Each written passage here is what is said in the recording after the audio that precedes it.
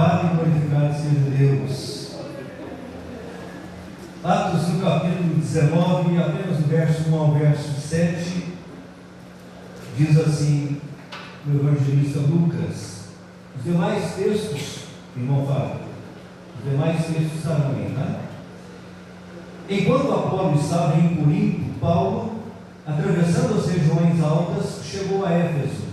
Ali encontrou alguns discípulos e lhes perguntou: vocês receberam o Espírito Santo quando creram? E eles responderam: não, nem sequer ouvimos que existe o Espírito Santo. Então, que batismo vocês receberam? Perguntou Paulo.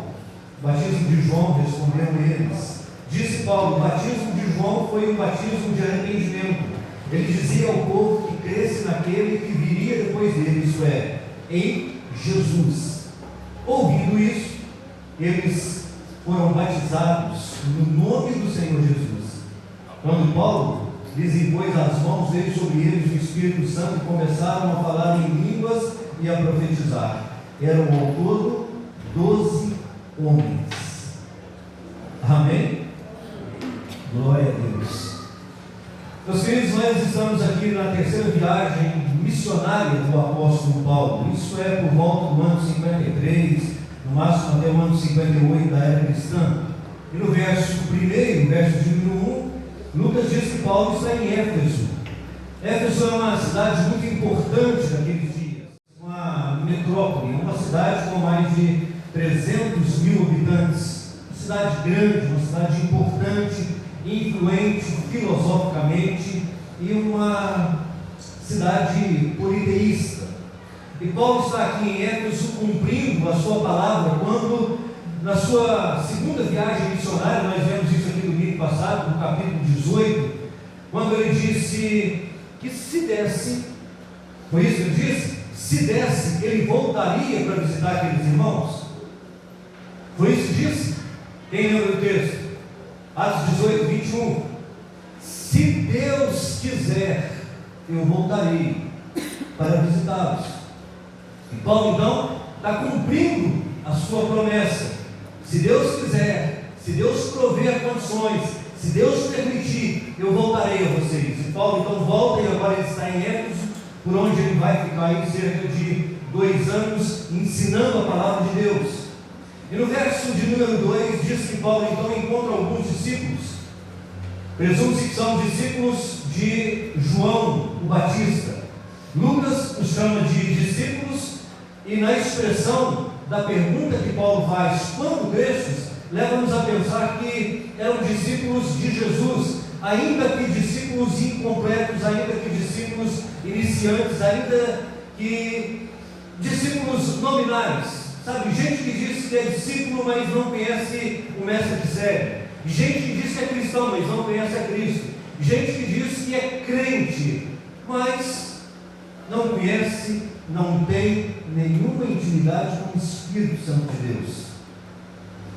E Paulo, então, conversando com eles, percebe que tinha alguma coisa errada com aqueles discípulos. Eles não conheciam a Jesus e não conheciam o Espírito Santo, ou pelo menos conheciam apenas o Cordeiro de Deus que tira o pecado do mundo, anunciado por João Batista, e eles ainda estão esperando o Messias que há de vir. Não sabiam que Jesus havia ressuscitado, havia sido assunto aos céus, que o Espírito Santo já havia descido e já tinha batizado a igreja. E Paulo então faz uma pergunta muito importante: vocês receberam o Espírito Santo? Mas não é apenas vocês receberam o Espírito Santo, é vocês receberam o Espírito Santo quando creram. E isso é muito importante, isso é muito significativo, meus queridos, porque isso aqui resolve muita coisa, isso tira uma dúvida no coração de muita gente. A gente recebe o Espírito Santo quando crê, ou a gente recebe o Espírito Santo num segundo momento, num batismo posterior? Por isso o apóstolo Paulo pergunta: vocês receberam o Espírito Santo quando creram? Porque para Paulo fazer essa pergunta, Paulo já havia tido uma percepção de que faltava a eles algo. E meus irmãos, Paulo pergunta se receberam o Espírito Santo quando creram, porque para Paulo, para o Evangelho, Essa é a dinâmica da salvação, é a dinâmica do discipulado, é a dinâmica da santificação. Olha o que está escrito em Efésios capítulo 1, verso 13, o próprio apóstolo Paulo, que escreveu aos Efésios um tempo depois, ele diz: em quem vocês estão, ou quem vós estáis, em quem? Esse em quem aqui é Jesus. Depois que vocês ouvistes a palavra da verdade, o evangelho da vossa salvação, tendo nele crido, fostes selados com o Espírito Santo da promessa. O que Paulo está dizendo aos Efésios é que, olha, depois que vocês creram em Jesus Cristo, e vocês então estão agora em Cristo Jesus, no dia em que vocês ouviram o evangelho da vossa salvação, não é qualquer evangelho, não é o evangelho da prosperidade, não é o evangelho da facilidade, não é o evangelho da autoajuda, é o evangelho da salvação, é aquele evangelho que te confronta, que te alerta de que você é um pecador perdido e precisa de um Salvador, e esse Salvador é Jesus, ele morreu para isso, para te salvar dos seus pecados. Quando vocês ouviram esse evangelho, que foi o evangelho que Paulo havia pregado a eles, tendo nele crido, vocês foram selados com o Espírito Santo da promessa. Que promessa? O mesmo Espírito Santo de Joel 2, o mesmo que desceu em Atos capítulo 2, no Pentecostes, o Espírito Santo que havia sido prometido, que um dia seria derramado sobre toda a carne. E a resposta dos discípulos confirma a percepção de Paulo, porque no mesmo verso 2 eles disseram: não, nem sabemos que existe Espírito Santo, nem ouvimos falar de Espírito Santo sequer. E é claro que isso aqui é uma linguagem de hipérbole, de exagero. Não é que eles nunca ouviram falar do Espírito Santo, não é que eles não sabiam que existia o Espírito Santo. Claro, o próprio João já havia falado do Espírito Santo, porque João Batista mesmo disse que depois dele viria aquele que iria batizá-los, uns com o Espírito Santo e outros com fogo. Então eles sabiam, eles conheciam, eles tinham uma vaga noção de que existia o Espírito Santo, mas eles disseram assim como nós dissemos muitas vezes: nem nunca ouvi falar. E Paulo então confirma sua percepção, e é claro, é óbvio, que quando Paulo faz essa pergunta, Paulo já tinha algo em mente. Paulo então faz uma segunda pergunta: em que batismo então vocês foram batizados? E eles responderam: no batismo de João. Então Paulo vai explanar o evangelho para eles. E é o que está aí no verso 4. E Lucas é muito sucinto nos seus relatos. Atos, com toda a capacidade de síntese de Lucas, já é um livro que tem 28 capítulos. E aqui Lucas é muito sucinto, ele diz apenas que Paulo disse algumas poucas palavras, mas nós podemos imaginar, conhecendo Paulo, vendo a caminhada anterior de Paulo, que quando Paulo chegava numa cidade, ele anunciava o Messias que havia de vir, ele debatia com os judeus e ele começava lá dos profetas, e até nos dias de Jesus ele provava que Jesus é o Cristo, o Filho de Deus. E eu imagino, meus irmãos, que Paulo deve ter dito a eles todo o evangelho da salvação, porque eles eram discípulos, mas não conheciam Cristo e nem o Espírito Santo, portanto estavam incompletos, não tinham salvação, não tinham o Espírito Santo, eram apenas discípulos nominais. E Paulo deve ter dito para eles: olha, vocês precisam conhecer a Jesus, o Messias, o Cristo de Deus, porque vocês estão mortos nos seus delitos e pecados, vocês precisam da vida do Espírito em vocês. Não dá para ser discípulo de Jesus sem conhecer o Espírito da verdade. Não dá para ser discípulo de Jesus sem conhecer a Jesus. E Paulo toca em dois pontos muito importantes. O batismo de João, que é um batismo para o arrependimento. Isso está aí no verso 4 do texto que nós lemos. E ele dizia ao povo: arrependam-se dos seus pecados, porque vos é chegado o quê? O reino de quem? O reino de Deus. Arrependam de seus pecados, raça de víboras, arrependam-se dos seus pecados, porque depois de mim vem um maior do que eu. Eu não sou digno nem de desatar as sandálias dos seus pés, mas ele já está aí, e ele virá, e ele batizará uns com fogo e outros com o Espírito Santo de Deus. Quem é esse? É Jesus, o Messias, o Cristo de Deus. E João Batista apenas o precursor, apenas aquele que batiza com o batismo do arrependimento. Grande profeta do Antigo Testamento. Porque ainda que você veja os relatos de João Batista, no Novo Testamento, João Batista é um profeta do Antigo Testamento. O maior de todos eles. Um homem que é cheio do Espírito Santo desde o ventre da sua mãe. Mas ainda assim o apóstolo Paulo diz: esse batismo não tem valor para a salvação. É preciso que vocês conheçam e creiam em Jesus, o Cristo de Deus. E de fato é isso que eles precisavam. Crer em Jesus, receber o Espírito Santo, ser batizado, ou ser batizado e receber o Espírito Santo. Porque é muito interessante que há uma ordem invariável nas Escrituras Sagradas de que você precisa primeiro receber a Jesus, crer em Jesus, para a sua salvação. Em alguns casos, uns foram batizados e depois receberam o Espírito Santo. Outros primeiro receberam o Espírito Santo e depois foram batizados. Mas ninguém recebeu o Espírito Santo ou foi batizado sem antes crer em Jesus de todo o seu coração. Ainda que para ir a Jesus e crer em Jesus, precise da ação do Espírito Santo de Deus na vida dele. Ninguém é batizado com o Espírito Santo sem crer em Jesus. Ninguém pode ser batizado nas águas sem crer em Jesus. Por isso, Jesus mesmo disse: ide e pregai o Evangelho a toda criatura.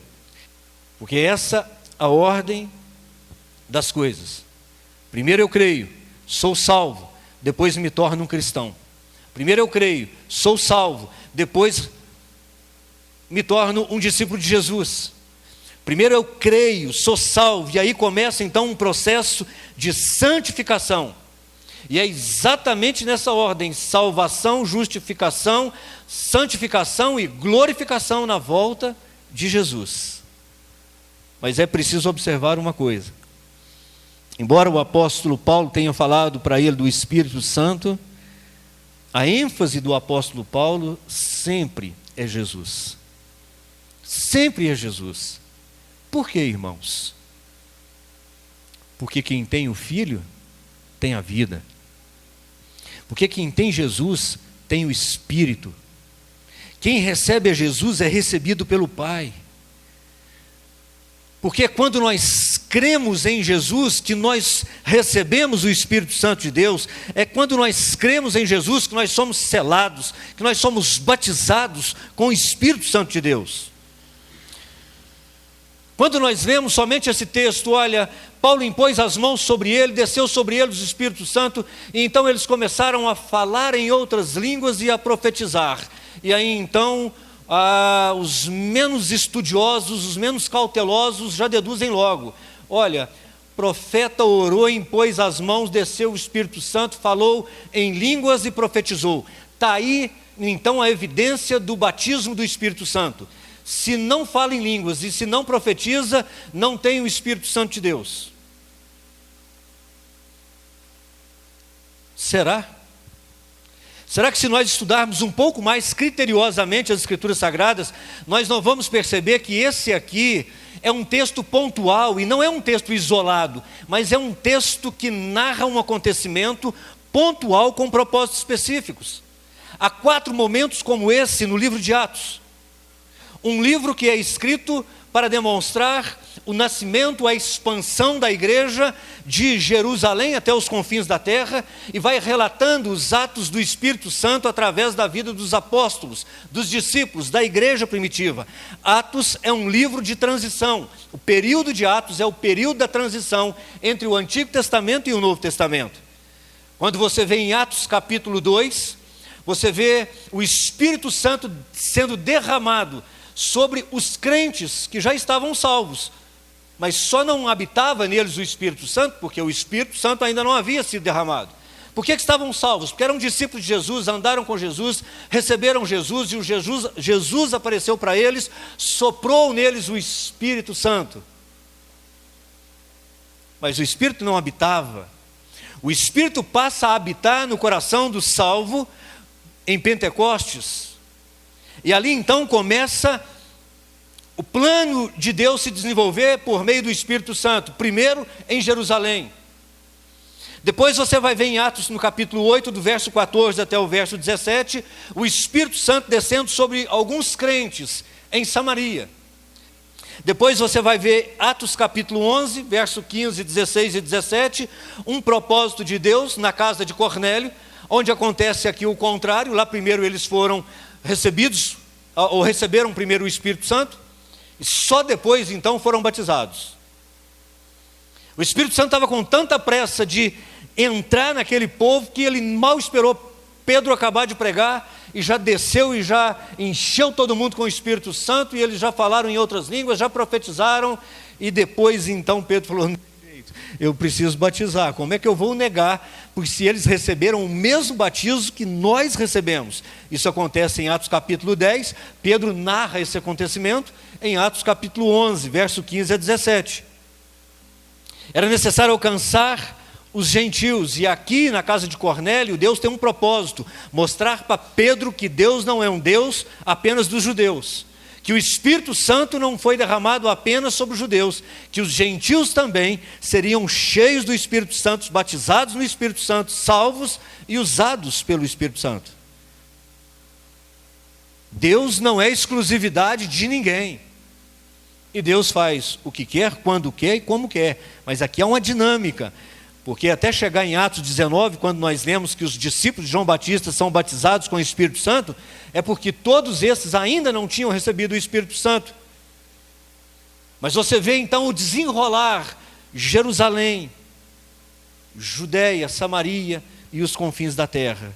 E, meus queridos, para nós hoje, o que nós temos visto como prática do Espírito Santo na vida da igreja, não hoje, mas desde então, é que nós cremos, somos salvos, somos batizados pelo Espírito, o Espírito vem morar em nós, e depois nós procuramos o batismo pelas águas.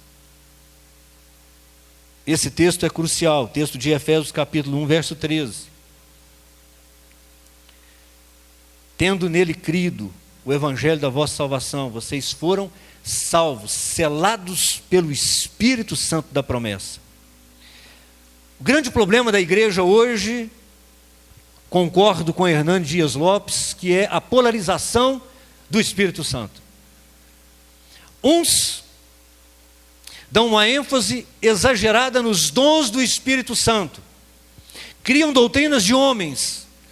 Outros vão para um outro extremo igualmente perigoso e mortal, eliminam o Espírito Santo de dentro da igreja. Promovem um culto sem nenhuma participação do Espírito Santo de Deus. Dois extremos, exatamente os dois são mortais. Muito do que nós temos visto nas igrejas de hoje não tem nada a ver com o avivamento nem com o movimento do Espírito. São apenas heresias, forçações de barra, eloquências causada pela capacidade de oratória, de convencimento, de manipulação, de indução a um estado psíquico altamente elevado. Qual é o problema de tudo isso? O problema é quando nós corremos o erro de valorizar mais os dons do Espírito Santo do que o fruto do Espírito, do que o próprio Espírito. E é interessante que nós vamos ver isso na Bíblia Sagrada, e nós vamos ver ao longo da história que dá para simular ter os dons do Espírito Santo. Dá inclusive para ter de fato os dons do Espírito Santo, ser usado por Deus para curar, para libertar, para salvar, para expulsar demônios, e depois, quando chegar diante de Jesus, Jesus dizer: eu não te conheço, a parte de mim. Mas o que nós precisamos de fato e de verdade é do Espírito e do fruto. Porque o Espírito Santo, ou Jesus, nos dá os dons do Espírito. Mas o fruto do Espírito não é dado, o fruto do Espírito é gerado. E ele só é gerado naquele que tem o Espírito de Deus. Porque se esse tem o Espírito de Deus, então ele é guiado por ele. Porque é o Espírito de Deus que testifica com o meu espírito que eu sou filho de Deus. Então, quando eu tenho o Espírito de Deus habitando em mim, automaticamente o Espírito de Deus vai gerar em mim o fruto do Espírito que está escrito em Gálatas capítulo 5, verso 22. E é Paulo que escreve: o fruto do Espírito é amor, alegria, paz, longanimidade, benignidade, fé, mansidão, temperança. Bom, pastor, não dá para ficar com os dois? O ideal é esse, irmãos. É ter os fruto e ter os dons. Mas é interessante que o dom, eu fico na dependência total de Deus. Eu dependo, posso buscar, posso orar, posso pedir, mas dependo da graça de Deus derramar sobre mim dons do Espírito para que eu possa ser capacitado a ser usado por Ele no reino, na obra. Mas o fruto do Espírito, eu coopero com o Espírito Santo para que o Espírito gere em mim o fruto. É eu andar no Espírito, é eu buscar conhecer e prosseguir em conhecer cada vez mais o Espírito de Deus. A Trindade Santa, na verdade. E a pergunta que eu acho que nós precisamos nos fazer nessa noite é a pergunta que Paulo faz a esses discípulos: vocês receberam o Espírito Santo quando creram? Que batismo vocês receberam? Que batismo nós recebemos? Quanto do Espírito há em nós? Que tipo de discípulos nós somos? Nominais? Ou somos discípulos verdadeiros de Jesus? Conhecemos o Espírito Santo de Deus, conhecemos a Deus, conhecemos de fato Jesus Cristo, nosso Senhor, o nosso Salvador, o Messias. Se nós conhecemos, então somos discípulos. A lição da semana passada foi: não basta crer, é preciso obedecer. Você pode repetir isso comigo? Não basta crer, é preciso obedecer. Porque crer, meus irmãos, todo mundo crê em alguma coisa, em alguém. Crer em Deus, os demônios também creem. Então o negócio não é apenas crer, é crer e obedecer. É crer e conviver com o Santo dos Santos. É crer e conviver com o Espírito Santo. E quando nós conhecemos o Espírito Santo, nós sabemos que o Espírito Santo é uma pessoa. Nós sabemos que o Espírito Santo é a terceira pessoa da Trindade. Deus Pai, Deus Filho, Deus Espírito Santo. Nós sabemos que Ele é Deus. É o próprio Deus habitando em nós por meio do seu Espírito. E nós compreendemos, sabemos e entendemos o que o Espírito Santo de Deus faz em nós. O que o Espírito Santo de Deus faz em nós. Em primeiro lugar, João capítulo 6, versos 44. Perdão, Atos 16, 8. Fábio, pode voltar. Atos 16, 8. Quando ele vier, convencerá o mundo do pecado, da justiça e do juízo. Quando ele vier, quem vier? O Espírito Santo. Quem está falando isso? Jesus. O que ele fará? Convencerá o homem, convencerá o mundo do pecado, da justiça e do juízo. É o Espírito Santo de Deus quem nos convence, é o Espírito Santo de Deus quem nos converte, é o Espírito Santo de Deus quem nos salva, nos regenera, Ele que nos tira do mundo do pecado e nos leva até a presença de Jesus. É Ele, o Espírito Santo de Deus, que nos convence que nós somos pecadores, que nós estamos mortos nos nossos delitos e pecados e que nós precisamos desesperadamente de um Salvador. Mas Jesus diz também em João 6,44: ninguém pode vir a mim se o Pai que o enviou não o trouxer, e eu o ressuscitarei no último dia. Ninguém vai a Jesus senão pelo Pai. Ninguém vai ao Pai senão por Jesus. E quem é que leva o pecador até Jesus? Não é o Deus Pai, é o Espírito do Deus Pai que leva, que conduz, que constrange, que convence de que nós precisamos de Jesus. Mas nós precisamos de compreender que o ministério do Espírito Santo é nos convencer do pecado, da justiça e do juízo. O ministério do Espírito Santo não é para que a gente viva um culto de euforia, não é para que a gente viva um momento de elevado êxtase espiritual e depois tropece na segunda-feira no primeiro obstáculo que aparece na nossa frente. O ministério do Espírito Santo de Deus é nos convencer de quem nós somos sem Jesus, quem nós somos em Jesus, do que nós podemos fazer, do que nós podemos ser em Jesus, porque é Ele que nos conduz na caminhada da fé. Em segundo lugar, Ele é o guia, que nos guia na verdade e glorifica Jesus. Olha aí João 16, 13 e 14. Mas quando Ele vier, Jesus falando ainda do Espírito Santo, e Ele chama o Espírito Santo de Espírito da verdade, Ele vos guiará em toda a verdade, porque não falará de si mesmo, mas dirá tudo o que tiver ouvido, e vos anunciará o que há de vir. Ele me glorificará, porque há de receber do que é meu. Ou Ele me anunciará, nas versões mais atualizadas. Não é interessante nós observarmos Jesus trabalhando junto com o Espírito Santo, junto com o Pai, no processo da salvação, da santificação, e será assim até no dia final, até no dia da nossa glorificação, até o dia em que Jesus vai voltar para buscar a sua igreja, e nós seremos arrebatados, ou então seremos ressuscitados. Ele que nos guia à verdade, a verdade nos guiando no caminho da verdade. Como é que nós sabemos qual é a verdade de Deus nas Escrituras Sagradas? O Espírito Santo de Deus é que nos ilumina para que nós possamos enxergar as verdades de Deus. É o Espírito da verdade. Ele vos guiará em toda a verdade. E esse Espírito não é um Espírito vaidoso, não é um Espírito que fica falando de si mesmo.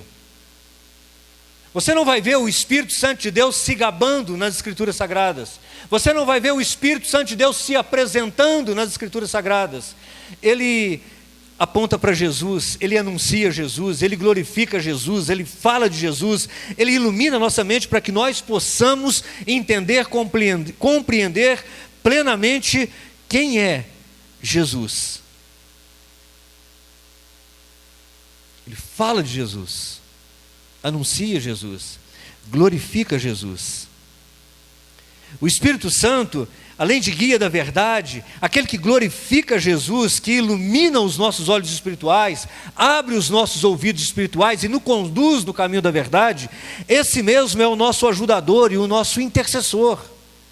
Paulo diz em Romanos 8, 26, da mesma forma o Espírito nos ajuda. Ajuda em quê, Paulo? Ele nos ajuda em nossas fraquezas, pois não sabemos como orar, mas o próprio Espírito intercede por nós com gemidos inexprimíveis. É o Espírito Santo que nos ajuda nas nossas fraquezas. É Ele que nos dá força, é Ele que nos fortalece, é Ele que nos levanta quando nós tropeçamos e caímos, é Ele que nos alerta, não passa por aqui, não vai por aqui, dá a volta, não faça isso, faça aquilo. É Ele que fala aos nossos ouvidos, isso não, cristão, isso não, filho de Deus, Não faça isso, não me entristeça. É Ele que nos ajuda a não cairmos na tentação. Ele que nos ajuda a não agirmos na carne sempre que nós temos vontade. É Ele que nos levanta quando nós somos machucados, decepcionados por esse mundo vil.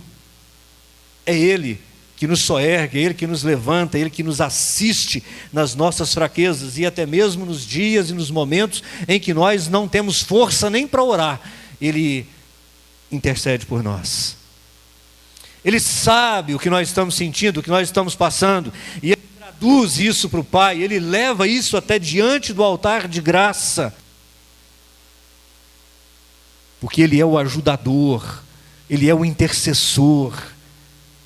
Sem Ele nós estaríamos perdidos, sem Ele nós estaríamos no mundo ainda, sem Ele tudo que nós faríamos nessa terra, meus queridos, é pecar e pecar e pecar. Mas graças ao Espírito da verdade, nós somos conduzidos no caminho da verdade, nos encontramos com a verdade e vivemos a verdade, expressamos a verdade em nós, porque Ele mora, Ele habita em nós. É isso que nos faz discípulos, é isso que nos faz cristãos, é isso que nos faz crentes de fato e de verdade, salvos. É isso que nos faz crer e esperar que um dia nós estaremos na presença do Deus vivo e verdadeiro e moraremos com Ele para sempre. Num lugar onde não há dor, onde não há sofrimento, nem morte. Onde as primeiras coisas já se passaram e tudo se fez novo. Mas não se esqueça, esse Espírito foi que te fez nova criatura. Ele está intercedendo nesse momento por você. Não somente Ele, Jesus é o nosso intercessor. Mas, meus irmãos, buscar o Espírito Santo de Deus, ser cheio do Espírito Santo de Deus, é o que acontece quando nós, depois de salvos, remidos e lavados pelo sangue de Jesus, tendo o Espírito de Deus em nós, e nós começamos a buscar o Espírito Santo de Deus, a buscá-los por meio de salmos, cânticos, hinos espirituais, leitura da Escritura Sagrada, por meio da oração. É quando nós começamos a buscar, quando nós desejamos, quando nós queremos, é que então nós somos cheios do Espírito Santo de Deus. Por isso Paulo diz aos Efésios, no capítulo 5, verso 18, não vos embriagueis com vinho, cheios do Espírito Santo de Deus, cheios do Espírito Santo de Deus, porque não há contenda, no outro, a paz, a harmonia, a tolerância, a plenitude da sabedoria, do entendimento, porque no outro, no Espírito Consolador, nesse há, de fato, vida e verdade. O que acontece com as igrejas que enfatizam demais o dom de línguas, o dom de revelação, o dom de profecias, e pensam que o Espírito Santo de Deus está muito mais interessado no nosso barulho do que na nossa santidade. É que nós vemos uma igreja fraca, complicada, confusa e profana. Assim como a igreja de Corinto, que não lhe faltava nenhum dom, que todo mundo falava em língua e profetizava, mas Paulo os chama de carnais, crentes que não podem receber um alimento sólido, porque ainda são muito infantis, e há divisão no meio deles. Mas uma igreja cheia do Espírito Santo de Deus, crentes fervorosos e amorosos, são crentes que são fortes doutrinariamente, são virtuosos diariamente, robustos na sua fé, e são espirituosos, avivados, alegres. E é isso que nós precisamos buscar, esse enchimento com o Espírito Santo, para que nós sejamos espirituais, alegres, para que a gente deixe de assistir um culto e passe a prestar um culto ao Senhor. Crentes que têm prazer e alegria em dar glória a Deus e aleluia, mas fazem isso com consciência, sabendo a que estão respondendo. Crentes que buscam os dons do Espírito Santo, mas que não abrem mão de ser cheio do Espírito e expressar o fruto do Espírito dia após dia, numa vida de santidade e de glorificação a Jesus Cristo em tudo que faz. Buscar o Espírito Santo de Deus. Jesus é o mesmo ontem, hoje e será eternamente. Os dons estão ainda em vigor e serão derramados sempre que Deus quiser fazer. Ele dará dons para que a igreja continue avançando e crescendo, e as portas do inferno jamais prevalecerão contra a igreja do Senhor. Enquanto houver crentes cheios do Espírito, crentes que amam de fato o Espírito Santo de Deus, tem prazer na palavra, no cântico, tem prazer na oração, tem prazer na presença de Deus, jamais faltará o dom, os recursos e a expressão do Deus vivo e verdadeiro. Meus irmãos, equilíbrio. Nós jamais produziremos, por mais que nós nos esforcemos, um avivamento na igreja. Só o Espírito Santo de Deus que faz isso. E Ele só faz isso quando quer, como quer e onde quer. E é claro que o desejo de Deus é que a igreja toda espalhada pela face da terra seja uma igreja alegre, vibrante, uma igreja avivada, não tenha dúvida disso. Nós só temos que buscar e deixar que o Espírito Santo de Deus nos mude, nos transforme, para que quando nós nos encontrarmos com alguém não tenha dúvida de que nós temos em nós o Espírito de Deus.